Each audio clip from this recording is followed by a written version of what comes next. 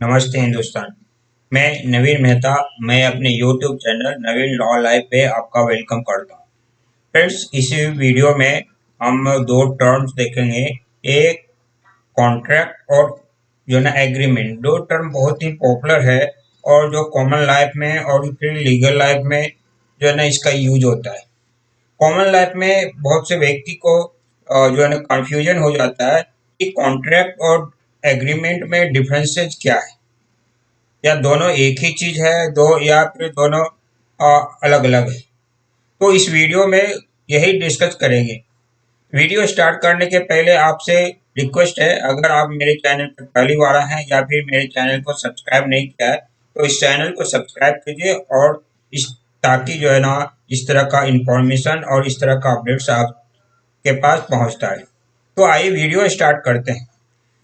दो टर्म जो मैं बताया है, कॉन्ट्रैक्ट एंड एग्रीमेंट, ये जनरली इंडियन कॉन्ट्रैक्ट एक्ट में डिफाइन किया गया है। और इसी जो है ना इंडियन कॉन्ट्रैक्ट एक्ट के अंतर्गत जो है ना ये कॉन्ट्रैक्ट और एग्रीमेंट का यूज होता है। लेकिन ये जो है ना एग्रीमेंट जो है ना जब यूज होता है तो कॉमन लाइफ में पीपल को बहुत से जो है ना कंफ्यूजन होते हैं। तो वही कंफ्यूजन को जो है ना क्लियर करने के लिए इस वीडियो में बनाया है। ये देखिए, जो है ना इंडियन कॉन्ट्रैक्ट एक्ट का सेक्शन जो है ना 2H में कॉन्ट्रैक्ट को डिफाइन किया गया है, और फिर सेक्शन जो है ना 2E में एग्रीमेंट को डिफाइन किया गया है। अब इसका डिफाइन क्या है कि 2H में कॉन्ट्रैक्ट को डिफाइन किया गया है कि एक contract is an agreement enforceable by law. Means contract एक ऐसा एग्रीमेंट है जो इन्फोर्सेबल बाय लॉ है।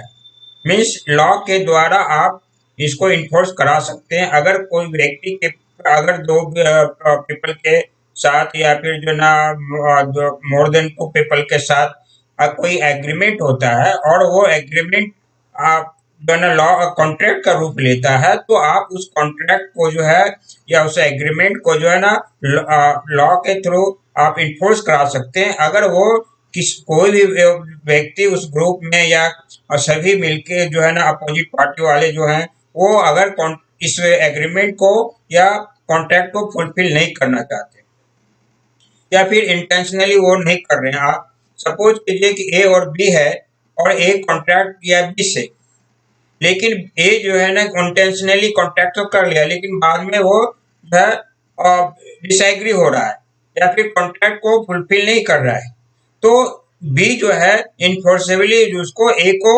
जो है ना बाध्य कर सकता है वो कॉन्ट्रैक्ट को फुलफिल करने के लिए। अदरवाइज टर्म एंड कंडीशन का जो कॉन्ट्रैक्ट में जो टर्म एंड कंडीशन होगा उसके अनुसार में जो है ना ए को पेनाल्टी देना पड़ सकता है बी को। फिर एग्रीमेंट जो है ना, ये जो जैसे कि मैं बताया कि सेक्शन 2E में जो है ना एग्रीमेंट डिफाइन किया गया, इसमें कहता है कि एवरी प्रॉमिस और every set of promise forming consideration for each other is an agreement. Means agreement एक प्रॉमिस है या एक सेट ऑफ प्रॉमिस है जिसमें जो है ना कंसिडरेशन का फॉर्मेशन होता है बिटवीन ईच अदर, यानी दो पार्टी के बीच में। वो दो पार्टी मीन्स हो गया कि जो है ना एक कॉन्ट्रैक्ट जो कर रहा है और दूसरे जिसके साथ वो कर रहा है, उसके बीच में एक प्रॉमिस है या ये सेट ऑफ प्रॉमिस है, और ये प्रॉमिस है कंसिडरेशन के लिए। जो अब है कि तीसरा पॉइंट में इन्फोर्सिबिलिटी।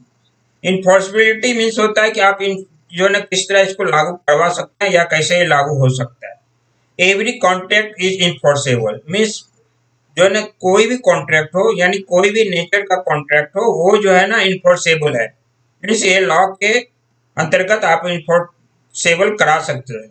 लेकिन वही every promise is not enforceable.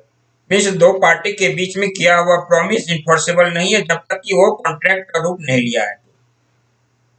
फिर है कि इंटर रिलेशनशिप, यानी कॉन्ट्रैक्ट और जो है ना एग्रीमेंट में क्या इंटर रिलेशनशिप है। एक contract includes an agreement. Means एक कॉन्ट्रैक्ट जो है ना इन एग्रीमेंट को इंक्लूड करता है।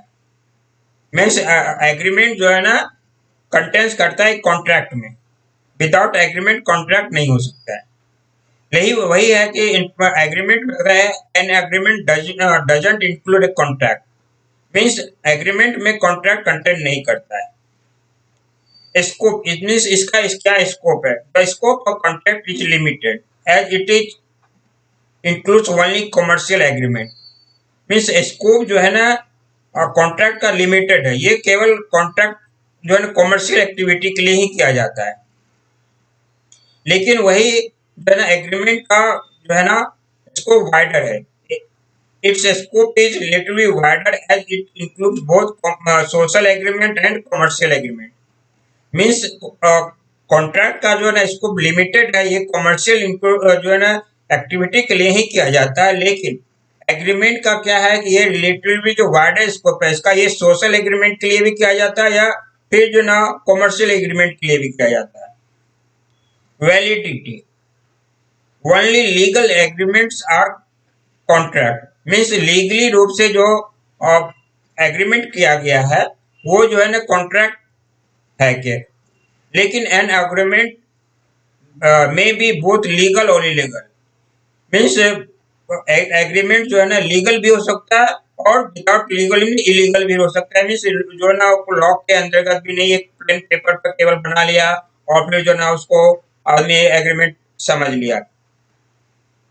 या ऐसे भी हो सकता है कि कोई जो है ना उस पर जो लीगल पेपर पर बनाया फिर लीगल है जिसको जो है ना रजिस्टर्ड किया, तो ये लीगल हो गया। और विदाउट रजिस्ट्रेशन या विदाउट लीगल पेपर वो जो ना इलीगल हो गया या नॉट इलीगल हो गया। लेकिन वही कॉन्ट्रैक्ट जो है ना ओनली लीगल एग्रीमेंट ही कॉन्ट्रैक्ट होगा। फिर legal obligation, every contract contents a legal obligation. इन प्रत्येक कॉन्ट्रैक्ट जो है ना लीगल ऑब्लिगेशन कंटेंट करता है।